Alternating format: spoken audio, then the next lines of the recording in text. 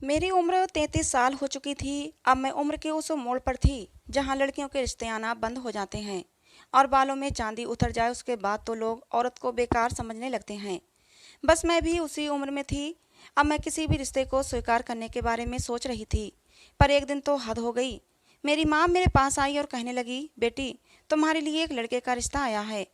उम्र में तुमसे सिर्फ 1 साल बड़ा है, लेकिन इससे पहले उसकी 3 बार तलाक हो चुकी हैं। उसकी 3 पत्नियां उसे छोड़कर जा चुकी हैं। माँ की बात सुनकर मेरी रीढ़ की हड्डी में भी कपकपी शुरू हो गई थी। मैं सोच भी नहीं सकती थी कि मेरी माँ मेरे लिए ऐसा रिश्ता लेकर आएंगी जिसकी 3 बार शादी हो चुकी है और एक भी पत्नी उसके पास नहीं रुकी। भला जिसकी 3 बार तलाक हुई हो वो किसी लड़की को खुश कैसे रख सकेगा? उसे तो तलाक देने की आदत पड़ गई होगी। लेकिन फिर मेरी माँ ने अगले ही पल एक अजीब बात कही, तुम पूछोगी नहीं तलाक होने के पीछे क्या कारण थे? मैं कुछ नहीं बोली, बस अपनी माँ की तरफ देखने लगी। मेरी माँ खुद ही बताने लगी कि बेटा, लड़का एक ही है, उसके घर में ना माँ है ना बहन है, बस एक बूढ़ा बाप है। उसकी उम्र 60 साल है।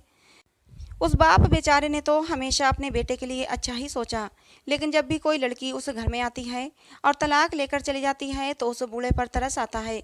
उस बेचारे बुढ़े की अब जिंदगी कितनी रह गई है। उसका बेटा भी क्या करे?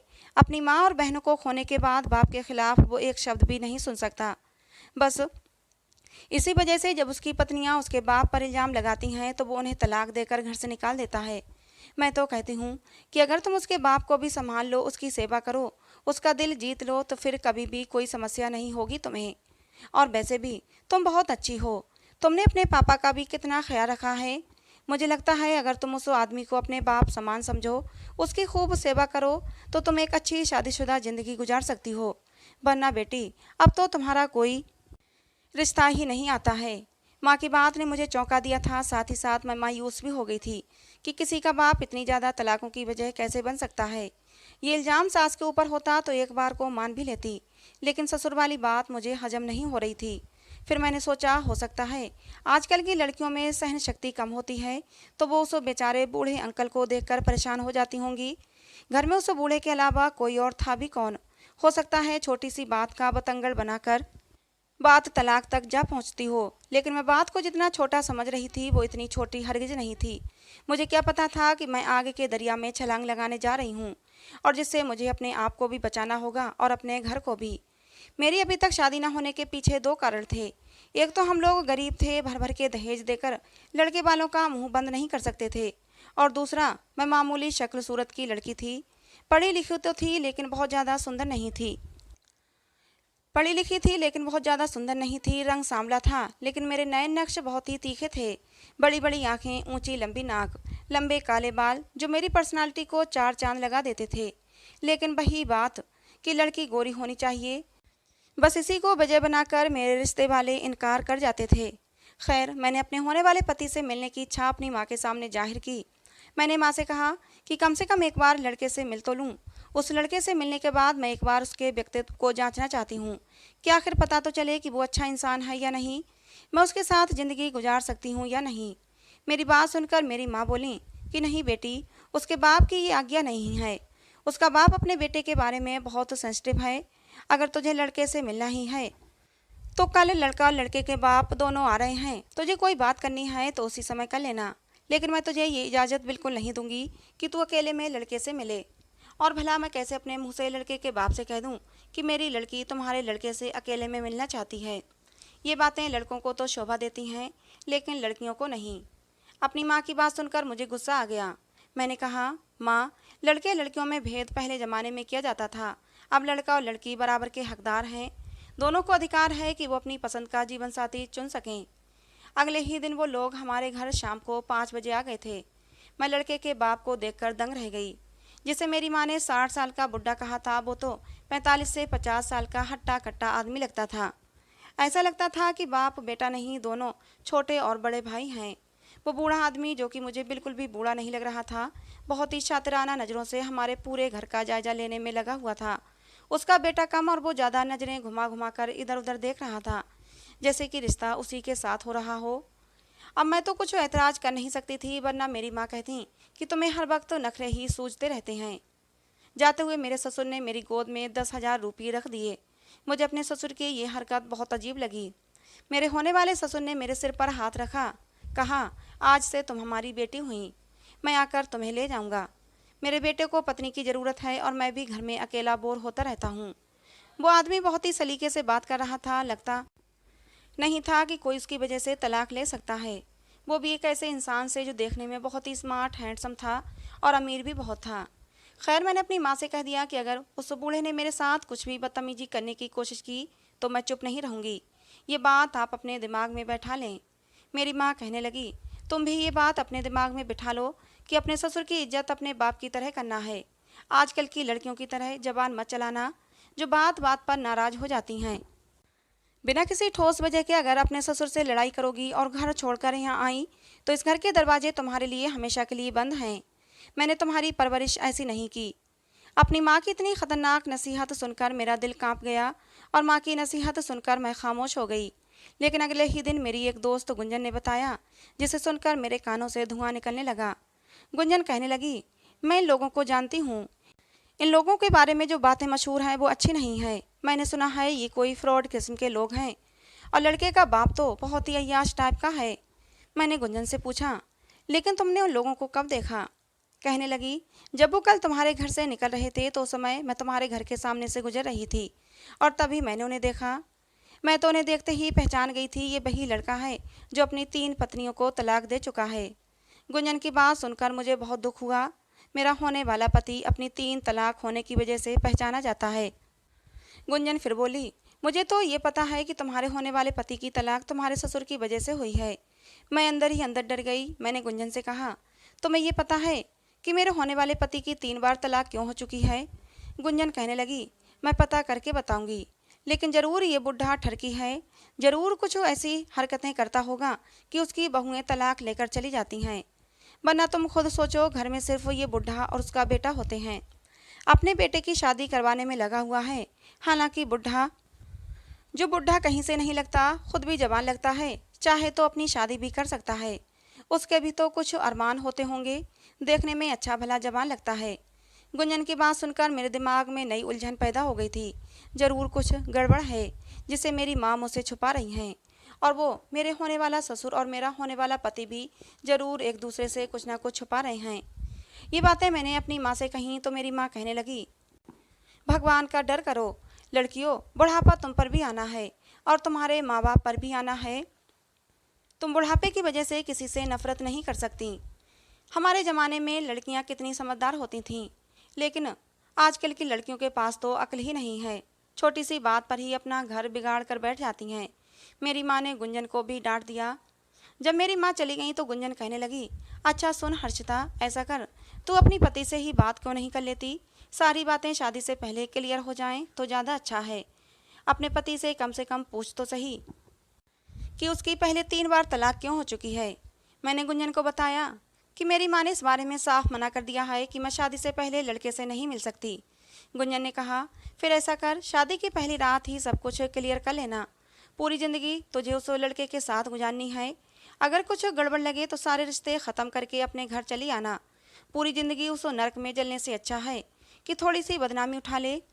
गुंजन की बात सुनकर अब मुझे डर लगने लगा था। अब तो मैं शादी के लिए भी मना नहीं कर सकती थी, क्योंकि कार्ड भी छप चुके थे। वैसे तो बहुत ही छोटा सा फंक्शन होकर शादी हो जाना थी। बहुत ही खास रिश्तेदारों को बुलाया गया था। बहुत ही सादगी से शादी होनी थी, लेकिन खबर तो फिर भी सबको हो गई थी कि हर्षिता की शादी हो रही है और एक ऐसे इंसान से हो रही है जो अपनी 3 पत्नियों को छोड़ चुका है, वो भी अपने बूढ़े बाप की वजह से। मैं बहुत ज़्यादा डरी हुई थी। मैंने भगवान से प्रार्थना की कि हे भगवान, मेरे घर को बचाए रखना, मेरी ज़िंदगी बर्बाद होने से बचाना, मुझे इतनी सहन शक्ति देना कि मैं अपने पति का दिल जीत सकूं और मेरी तलाक ना हो। मेरी शादी हो गई और मैं अपनी ससुराल चली आई। शादी की पहली रात जब अमित मेरे पास आए तो कहने लगे, तुम्हें यहाँ डरने की कोई ज़रूरत नहीं, आज से तुम इस घर की मालकिन हो। तुमसे पहले मैंने 3 लड़कियों को तलाक दी है, ये बात तो तुम्हें ज़रूर पता होगी। लेकिन जिस कारण से मैंने उन 3 लड़कियों को तलाक दी है, मैं चाहूँगा कि वो कारण तुम पैदा ना करो। अपने पति की बात सुनकर मैं डर गई और बोली, आखिर आपने उन 3 लड़कियों को तलाक क्यों दी? मेरी बात सुनकर अमित के चेहरे पर दुख उभर आया। कहने लगे, क्योंकि उन 3 लड़कियों ने मेरे बाप के साथ। इससे आगे अमित कुछ बोल ही नहीं पाए। थोड़ी देर बाद बोले, छोड़ो इस बात को। मैंने अपने पति अमित से कहा, लेकिन मुझे कम से कम बताओ तो सही कि तुम्हारी तीनों पत्नियां तुम्हें छोड़कर क्यों चली गईं। मुझे पहले से पता होगा तो मैं सावधान रहूंगी और कुछ गलत नहीं करूंगी जो तुम्हारी और 3 पत्नियों ने किया। मेरी बात सुनकर अमित बोले, हाँ बात तो तुम्हारी ठीक है, लेकिन कुछ दिन तक मैं तुम्हें नहीं बताऊंगा। कुछ दिन तक मैं तुम्हारे तौर तरीके और तुम्हारा रहन सहन देखना चाहता हूँ। मैं हैरान हो गई। मैंने कहा, कैसी बातें कर रहे हो? क्या तुम्हें मुझसे शादी करने की कोई खुशी नहीं? अमित बोले, देखो एक बात हमेशा याद रखना, मुझे हर वक्त गिले शिकवे करने वाली औरतें बिल्कुल पसंद नहीं। अगर मेरे साथ रहना चाहती हो तो बहुत ही प्यार मोहब्बत से रहो। रोज़ रोज़ की झिकझिकबाजी मुझे पसंद नहीं। और इंसान जिससे शादी करता है उससे मोहब्बत हो ही जाती है। मैं मोहब्बत में विश्वास रखता हूँ। तुम मेरी पत्नी हो और मैं तुम्हें पूरी इज्जत और मोहब्बत दूंगा, लेकिन बस एक बात का ध्यान रखना, मेरे पापा पर किसी भी तरह का कोई इल्ज़ाम मत लगाना। मेरे पापा पर उंगली उठाने से पहले अच्छी तरह सोच लेना कि अब से पहले जो 3 लड़कियां मेरी ज़िंदगी से गई हैं वो इसी वजह से गई हैं कि उन्होंने मेरे पापा पर उंगली उठाई थी। हालांकि वो लड़कियां तुमसे कहीं ज़्यादा सुंदर थीं। अमित की बात सुनकर मुझे तो कुछ बोला ही नहीं जा रहा था। अमित जी, आप कैसी बातें कर रहे हैं? भला शादी की पहली रात ऐसी बातें कौन करता है? मेरे पति मेरे पास बैठे और बोले, तुम्हें डरने की ज़रूरत नहीं, बस तो तुम्हें समझा रहा हूँ कि होशियार रहना, मेरे पापा की इज्जत करना, पापा के खिलाफ एक शब्द भी मुंह से मत निकालना। तुमसे पहले अपनी तीनों पत्नियों को ये बात मैंने इतनी साफ तौर पर नहीं समझाई थी, लेकिन मैं तुम्हें बहुत ही साफ तौर पर समझा रहा हूँ कि अपने पापा के खिलाफ कोई भी शब्द नहीं सुनूंगा। आज तक मेरा घर नहीं बस पाया, लेकिन मुझे इस बात का कोई अफसोस नहीं है। मैं बस अपने पापा को खुश रखना चाहता हूँ, और तुम भी मेरे पापा को खुश रखना। मेरे पापा बहुत ही सीधे साधे हैं। उनकी सेवा करोगी, उनके साथ अच्छे से रहोगी तो वो तुम्हें बेटी की तरह रखेंगे। एक बात और याद रखना, मेरे पापा के पास इतना पैसा, इतनी प्रॉपर्टी है। अगर तुम मेरे पापा को खुश रखोगी तो मेरे पापा तुम्हें खुश रखेंगे, तुम्हारे पूरे परिवार को खुश रखेंगे। तुम्हारे पूरे परिवार की गरीबी दूर हो जाएगी। तुम्हारी 7 नस्लें अगर ऐसे ही बैठकर खाएंगी तब भी पैसे ख़त्म नहीं होंगे। अमित की बात अब मुझे कुछ कुछ समझ आने लगी थी। अगर मैं अपने ससुर को खुश रखती, उनकी सेवा करती, तो मेरे छोटे बहन भाइयों की ज़िंदगी संवर जाती। मेरे माता पिता जो अब तक छोटी छोटी खुशियों को तरसते रहते थे, उनकी भी ज़िंदगी में खुशियाँ बहार बनकर आ जाती। और ये कोई ज़्यादा मुश्किल नहीं था। बस एक काम करना था कि मैंने अपने ससुर को अपने बाप का दर्जा देना था। मैंने अमित को विश्वास दिलाया कि मेरी तरफ से आपके पापा को शिकायत का कभी कोई मौका नहीं मिलेगा। मेरी बात सुनकर अमित खुश हो गए। उन्होंने मेरी उंगली में हीरे की एक अंगूठी पहना दी। इतने बड़े हीरे की अंगूठी देखकर मैं तो दंग रह गई। अमित बोले, हर्षिता, तुम्हें पता है मुझे ये अंगूठी किसने लेकर दी है? मैंने नामे सिर हिला दिया तो अमित बोले कि मुझे मेरे पापा ने लेकर दी है कि दुल्हन को पहली रात में पहनाना। इससे पहले भी 3 बार मेरे पापा ने ही अंगूठी लेकर मुझे दी थी। 3 तलाकों के बाद मैंने अंगूठी उनसे वापस नहीं ली, बल्कि तलाक के बाद भी उन्हें इतना पैसा दिया कि वो चाहें तो ज़िंदगी भर आराम से बैठकर खा सकती हैं। हमने आज तक किसी के साथ नाइंसाफ़ी नहीं की, ये बात हमारा भगवान जानता है। लेकिन हमारे समाज की विडंबना है कि हमारा समाज ऐसे मामलों में औरत का ही साथ देता है, क्योंकि औरतें मासूम और मजलूम होती हैं। हालांकि मेरी तीनों पत्नियां बिल्कुल भी मासूम नहीं थीं। उन्होंने मेरे पापा पर इतना गंदा इल्ज़ाम लगाया कि मुझे अपने कानों पर विश्वास नहीं हो रहा था। पति की बातें सुनकर मैं खामोश हो गई, और वैसे भी वो अपनी पहली तीनों पत्नियों की बुराई कर रहे थे। मुझे कुछ ज़्यादा परेशानी नहीं हुई, बल्कि खुशी हुई। उन्हें अपनी पुरानी पत्नियों में से किसी के साथ भी हमदर्दी या प्यार नहीं था। मैंने अपने दिल में इरादा कर लिया कि मैं अपने पति की हर बात मानूंगी और अपने ससुर की खूब सेवा करूंगी। तभी मेरे कमरे का दरवाज़ा खुला और मेरे ससुर अंदर कमरे में बिना दस्तक दिए हुए चले आए। मेरे ससुर के हाथों में एक ट्रे थी जिसमें दूध के 2 गिलास रखे हुए थे। मुझे बहुत अजीब लगा अपने ससुर की इस हरकत पर, लेकिन अमित जल्दी से उठकर खड़े हो गए और बोले, पापा, आपने क्यों परेशानी उठाई? आप मुझे आवाज़ दे देते, मैं खुद ही आ जाता।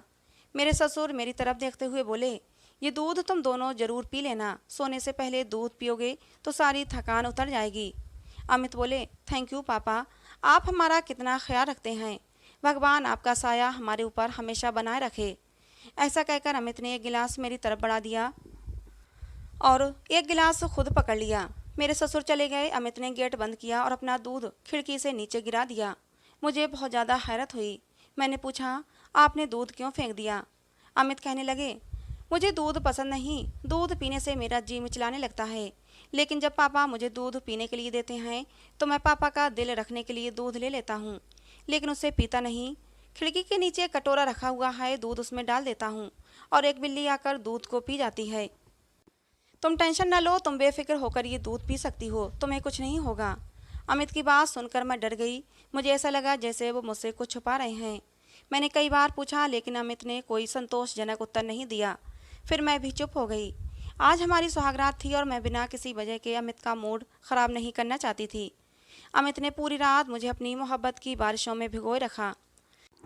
ये सोचकर मुझे बहुत ज़्यादा हैरत हुई कि इतने प्यार करने वाले पति को छोड़कर आखिर वो तीनों लड़कियां क्यों चली गई थीं। सुबह मेरी आंख खुली तो अमित बिस्तर पर नहीं थे, शायद बाथरूम में थे, क्योंकि पानी गिरने की आवाज़ आ रही थी।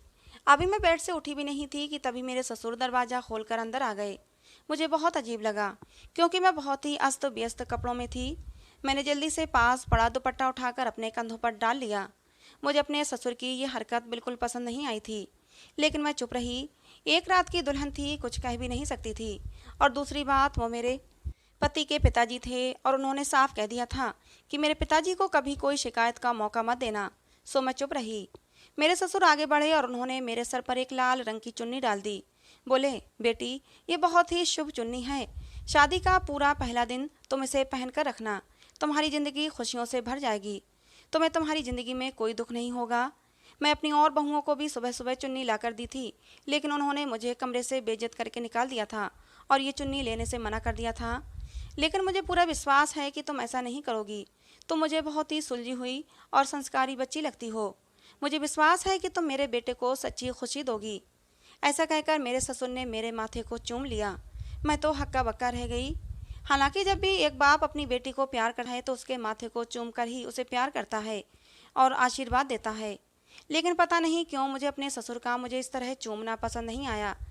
इतनी देर में अमित बाहर आ गए थे। अपने पापा को देखकर बोले, अरे पापा, सुबह सुबह आप यहाँ। मेरे ससुर ने उन्हें बता दिया कि मैं तुम्हारी पत्नी को ये लाल चुन्नी देने आया था। ये कहकर मेरे ससुर चले गए। अमित बोले, पापा की बात मानना और पूरे दिन ये चुन्नी को पहन कर रखना। मैं अमित से कहना चाहती थी कि मुझे तुम्हारे पापा के चूमने वाली बात पसंद नहीं आई, लेकिन मैं चुप रही। इसी तरह मेरी शादी को 3 दिन गुजर गए। अभी तक तो सब कुछ ठीक चल रहा था, लेकिन अपने ससुर की एक बात मुझे बहुत अजीब लगती। वो हर वक्त मेरे आसपास रहते, मुझसे बात करने की कोशिश करते, बहाने बहाने से मुझे अपने पास बुलाते। अपने ससुर की इतनी ज़्यादा अटेंशन मुझे बिल्कुल भी पसंद नहीं आ रही थी। कभी कभी तो जब मैं और अमित बहुत पास पास बैठे होते और अमित मुझसे प्यार भरी बातें कर रहे होते तो मेरे ससुर आ जाते और अमित को हाथ पकड़कर उठा देते और किसी काम के बहाने बाहर भेज देते। मुझे अपने ससुर की ये सारी बातें नापसंद थीं। अगर यही सब अमित करते तो मुझे अच्छा लगता, लेकिन अमित तो शादी के दूसरे दिन से ही अपने कामों में बिजी हो गए थे। अब मैं धीरे धीरे इस घर से जुड़ने लगी थी। मेरे मन में कहीं ये एहसास होने लगा था कि ये घर मेरा है और इस घर की मालकिन मैं हूँ। मैं पूरा मन लगाकर घर की साफ सफाई करती, उसका ध्यान रखती। एक बात और थी, पूरे घर की सफाई करती, लेकिन मेरे ससुर अपने कमरे की सफाई नहीं करने देते। वो हमेशा उसमें ताला डाल कर रखते। जब सोने जाते तभी ताला खोलते और अंदर जाकर सो जाते। मैंने अमित से कहा कि अमित, तो तुम्हारे पापा कमरे में ताला क्यों डालकर रखते हैं? मैं तो सोच रही थी कि पापा के कमरे की भी सफाई कर दूं। मेरी बात सुनकर अमित तो थोड़ा परेशान हो गए। कहने लगे कि मेरे पापा की ये पुरानी आदत है, वो अपने कमरे में किसी का जाना पसंद नहीं करते। यहाँ तक कि उन्होंने कभी मुझे भी अपने कमरे में जाने नहीं दिया। तुम ऐसा करो, बाकी घर की साफ सफाई करो, पापा के कमरे को ऐसा ही रहने दो। हमारे घर में एक काम वाली भी आती थी, उसने भी मुझे बता रखा था कि बड़े मालिक अपने कमरे की सफाई किसी से नहीं करवाते। शादी को 1 महीना बीत गया, लेकिन मेरे ससुर का रवैया वैसा ही था। वो अपने कमरे को हमेशा ताला लगा कर रखते। अब तो मैं बहुत ज़्यादा परेशान हो चुकी थी। मुझे लगता था जैसे कमरा बहुत ज़्यादा गंदा हो चुका होगा। हम रोज़ अपने घर को साफ़ करते हैं तब भी गंदा हो जाता है, और फिर पापा के कमरे की तो बरसों से सफाई नहीं हुई थी। मैंने यही बात अमित से कही तो अमित बोले, हाँ, बात तो तुम सही कह रही हो। ऐसा करो, एक बार पापा से आज्ञा ले लो, अगर वो कहते हैं तो कमरा साफ कर देना। अमित की आज्ञा मिलते ही मैं अपने ससुर के कमरे में चली आई। आज दरवाज़ा खुला हुआ था। मैं दरवाज़ा खोलकर अंदर चली आई। मेरे ससुर बेड पर बैठे हुए थे, मेरी तरफ से उनकी पीठ थी। मैंने एक नज़र पूरे कमरे में डाली। मेरी हैरत से आंखें फटी की फटी रह गईं, क्योंकि पूरे कमरे में यहाँ से वहाँ तक लेडीज़ कपड़े पड़े हुए थे। ड्रेसिंग टेबल की तरफ नज़र गई तो वहाँ भी मेकअप का सामान और कुछ चूड़ियाँ वगैरह रखी हुई थीं। मुझे बहुत ज़्यादा हैरत हुई। मेरी सास को तो गुजरे हुए न जाने कितना समय हो गया था। फिर भला मेरे ससुर के कमरे में लेडीज सामान क्या कर रहा था? आहट पर मेरे ससुर ने चौंक कर देखा। मुझे देखकर वो एकदम से डर गए और बोले, अरे बहू, तुम मेरे कमरे में क्या कर रही हो? चलो बाहर चलते हैं। मैं भी बाहर ही चलता हूँ। मेरा चाय पीने का मन कर रहा है। चलो मेरे लिए अदरक इलायची वाली चाय बना दो। मैंने कहा, पापा जी, चाय तो मीना बना रही है, आप चलें चाय पी लें, तब तक मैं आपके कमरे की सफाई कर देती हूँ। देखिए ना कितना गंदा हो रहा है। मेरी बात सुनकर ससुर जी और भी ज़्यादा डर गए। वो जल्दी से बाहर निकल आए और मेरा हाथ पकड़कर मुझे भी बाहर ले आए और जल्दी से अपना दरवाज़ा बंद कर दिया। कहने लगे, अरे बहू, इस कमरे में साफ़ सफाई के लिए ऐसा कुछ भी नहीं है। मैं रोज़ की रोज़ अपने कमरे की सफाई कर लेता हूँ। तुम चलो, हम दोनों बाहर लॉन में बैठकर चाय पीते हैं। देखो ना कितना अच्छा मौसम हो रहा है। अब जब वो पापा जी खुद ही कमरे की सफाई नहीं करवाना चाहते थे तो मैं क्या कर सकती थी। मैं बाहर आ गई। तब तक मीना चाय बनाकर ले आई थी। मैंने बेमन से चाय पी और अपने कमरे में चली आई। अगले दिन मेरी दोस्त गुंजन का फ़ोन आया। कहने लगी, हर्षिता, मुझे तो लगता है कि तुम्हारे ससुर लड़कियों का कारोबार करते हैं, वरना तुम खुद ही सोचो, तुम्हारे पति की तीनों पहले की पत्नियां आखिर कहाँ गईं? आज तक उनका कोई अता पता नहीं कि वो कहाँ से आई थीं और कहाँ गईं। जरूर कुछ दाल में गड़बड़ है। जरूर तुम्हारा ससुर लड़कियों का बिजनेस करता है, तभी तो तुम्हारा ससुर इतना पैसे वाला है। गुंजन की बात सुनकर मुझे भी लगने लगा कि जरूर दाल में कुछ काला है। जरूर मेरे ससुर के कमरे में कुछ राज है जो मुझसे छुपाया जा रहा है। वो सारे लेडीज़ कपड़े मेरी आंखों के सामने घूम गए। सारे के सारे कपड़े लड़कियों के ही थे। जरूर कमरे में मेरे ससुर लड़कियों को बंद करके रखते हैं, उनके साथ पहले गलत काम करते हैं और फिर उन्हें बेच देते हैं। ये ख्याल मेरे दिमाग में आना था कि मेरा पूरा शरीर कांप गया। अगर ऐसा था तो फिर मैं भी इस घर में सुरक्षित नहीं थी। मैंने सोच लिया था कि मैं अपने ससुर की सच्चाई जानकर रहूँगी और अगर मेरे ससुर कुछ गलत काम करते होंगे तो मैं खुद उन्हें पुलिस से अरेस्ट करवाऊंगी। अपने ससुर पर निगाह रखने लगी थी मैं अब। एक रात जब पानी लेने बाहर आई तो मेरे ससुर के कमरे की लाइट जल रही थी और मेरे ससुर के कमरे से किसी लड़की के रोने की आवाज़ भी आ रही थी। मेरा दिल धक से रह गया। जरूर मेरे ससुर के कमरे में कोई लड़की है। मैं जल्दी से अपने ससुर के कमरे के पास गई। अंदर झांक कर देखा, मुझे कुछ भी नज़र नहीं आ रहा था। लड़की के रोने की आवाज़ अब बंद हो चुकी थी। दरवाजे पर दस्तक देने वाली थी, लेकिन मैंने खुद को रोक लिया। मैंने सोचा कि कहीं मेरे ससुर गुस्सा ना हो जाएं और कहीं वो मेरी शिकायत अम्मी से न कर दें कि इतनी रात को मैं उन्हें तंग कर रही हूँ। बहुत देर तक मैं कान लगाकर सुनती रही कि लड़की की आवाज़ दोबारा आती है या नहीं, लेकिन अब लड़की की आवाज़ नहीं आ रही थी। मेरे ससुर ने अब कमरे की लाइट भी बंद कर ली थी। मैं भी अपने कमरे में आ गई। पूरी रात मुझे सुकून से नींद नहीं आई।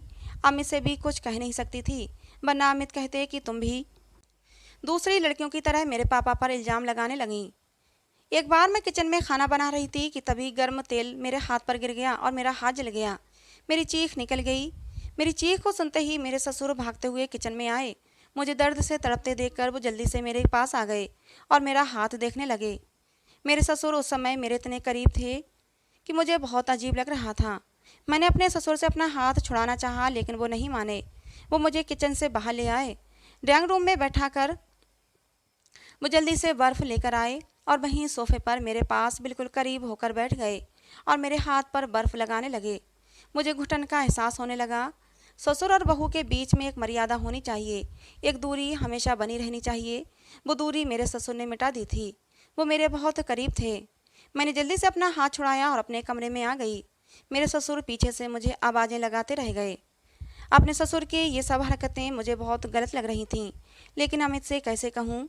दिन ऐसे ही गुजर रहे थे, लेकिन मैं अपने ससुर के ऊपर पूरी नज़र बनाए हुए थी कि मुझे कुछ तो ऐसा मिले जो मैं अमित को दिखाकर अमित के पापा को गलत साबित कर सकूं। लेकिन अभी तक मेरे हाथ ऐसा कोई सबूत नहीं लगा था। एक दिन अमित को घर आने में बहुत देर हो गई। वैसे तो अमित रात को 9 बजे तक घर वापस आ जाते थे, लेकिन आज 11 बजने वाले थे और अमित अभी तक नहीं आए थे। वैसे तो अमित के पास दूसरी चाबी थी, वो गेट खोलकर घर के अंदर आ सकते थे, लेकिन मैं फिर भी अमित का इंतज़ार कर रही थी। अमित का इंतज़ार करते हुए मैं ड्राइंग रूम में ही टहल रही थी। मेरे ससुर अपने कमरे में जा चुके थे उनके कमरे की लाइट जल रही थी और तभी मैं चौंक गई। मुझे अपने ससुर के कमरे से फिर किसी लड़की के रोने की आवाज़ें आने लगीं। पहले तो रोने की आवाज़ हल्की थी, कुछ देर बाद एक जोरदार चीख सुनाई दी। मेरा दिल धड़कना भूल गया। मेरे ससुर के कमरे में कोई लड़की थी और वो मदद के लिए चिल्ला रही थी। अब मैं और नहीं रुक सकती थी। मैंने जोर जोर से अपने ससुर के दरवाजे को पीटना शुरू कर दिया, लेकिन मेरे ससुर ने दरवाज़ा नहीं खोला। हाँ, लड़की की दबी दबी सिसकियों की आवाज़ अब भी आ रही थी। मेरे ससुर ने दरवाज़ा नहीं खोला तो फिर मैंने खिड़की पर एक जोरदार धक्का दिया। खिड़की के पट खुल गए। सामने एक लड़की अपना मुंह घुटनों में छुपाए बैठी हुई थी और सिसक सिसक कर रो रही थी। मैं जल्दी से खिड़की से कूद कर अंदर गई। इतनी देर में अमित भी अंदर आ गए थे। जब उन्होंने मुझे मेरे ससुर के कमरे में खिड़की के रास्ते जाते देखा तो वो भी मेरे ससुर के कमरे की तरफ चले आए। तब तक मैं अंदर जाकर कमरा अंदर से खोल चुकी थी। मेरे ससुर कमरे में नहीं थे। हाँ, वो लड़की अभी भी अपना सर घुटनों में छुपाए रो रही थी। अमित भी सामने का दृश्य देखकर हैरान रह गए थे। मैं जल्दी से उस लड़की के पास गई, उसको दिलासा देने लगी, लेकिन जब उस लड़की ने अपना चेहरा ऊपर उठाया तो मेरे और अमित के सिर पर आसमान गिर पड़ा। वो कोई लड़की नहीं बल्कि वो तो मेरे ससुर थे, जो फुल लड़की के मेकअप में थे।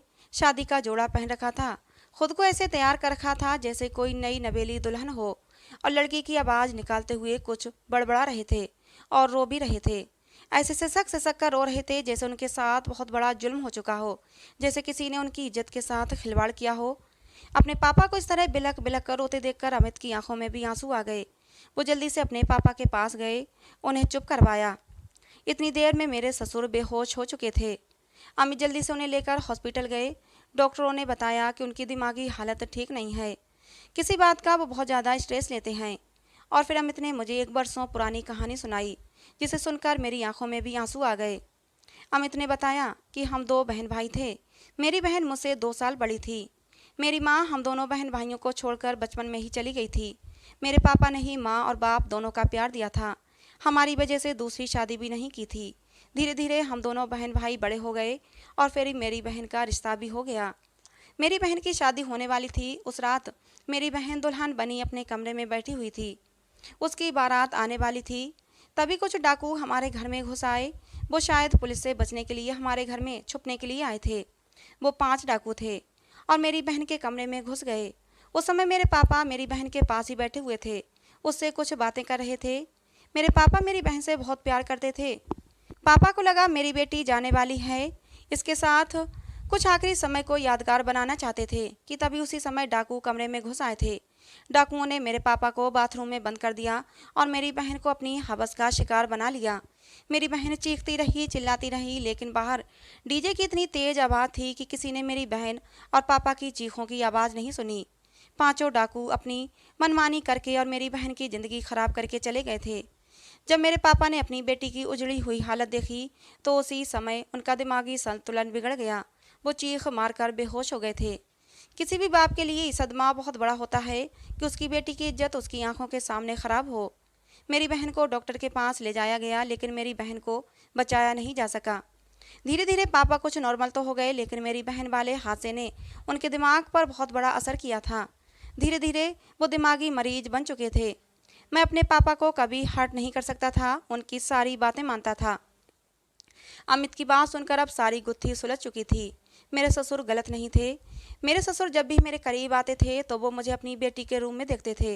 उन्हें अपनी मरी हुई बेटी मुझ में दिखाई देती थी। मेरी तीनों सौतनों के साथ भी शायद मेरे ससुर का यही रवैया रहा होगा और मेरी तीनों सौतनों ने मेरे ससुर के इस रवैये को गलत रंग दिया होगा, जैसा कि एक बार मेरे मन में भी गलत ख्याल आया था। लेकिन मेरे ससुर की मंशा गलत नहीं थी। उन्हें अपनी बहुओं में अपनी बेटी नज़र आती थी, इसीलिए वो अपनी बहू से ज़्यादा करीब रहने की कोशिश करते और उसको बहुत प्यार करते। कभी कभी तो अपने बेटे अमित में भी डाकू नजर आने लगता था, इसलिए वो अमित को अपनी बहू के पास से हटा देते थे। ऐसा करके वो अपनी बेटी की रक्षा करते थे। जब अमित को सारी सच्चाई पता चली तो अमित को भी बहुत अफसोस हुआ था। अमित ने मुझसे कहा कि मैंने उन तीनों लड़कियों के साथ बहुत गलत किया। काश मुझे पहले से सच्चाई पता होती तो उन तीनों लड़कियों की ज़िंदगी बर्बाद नहीं होती। मैं पहले से ही अपने पापा का इलाज करवाता। लेकिन मैं मानता हूँ कि ये सब कुछ तुम्हारी हिम्मत की वजह से हुआ है। अगर तुम उस रात हिम्मत न दिखाती और खिड़की से कूदकर अंदर न जाती तो ये हकीकत कभी खुलकर सामने नहीं आती। अब एक अच्छे हॉस्पिटल में मेरे ससुर का इलाज चल रहा है। डॉक्टरों ने उम्मीद दिलाई है कि मेरे ससुर बहुत जल्दी ठीक हो जाएंगे। तो दोस्तों, आज की हमारी कहानी आपको कैसी लगी कमेंट बॉक्स में ज़रूर बताना। कहानी पसंद आई हो तो प्लीज़ लाइक करना। ऐसी ही और कहानियों के लिए हमारे चैनल को सब्सक्राइब करना। कहानी को अंत तक सुनने के लिए आप लोगों का बहुत बहुत धन्यवाद। मिलते हैं दोस्तों अगली किसी नई कहानी में।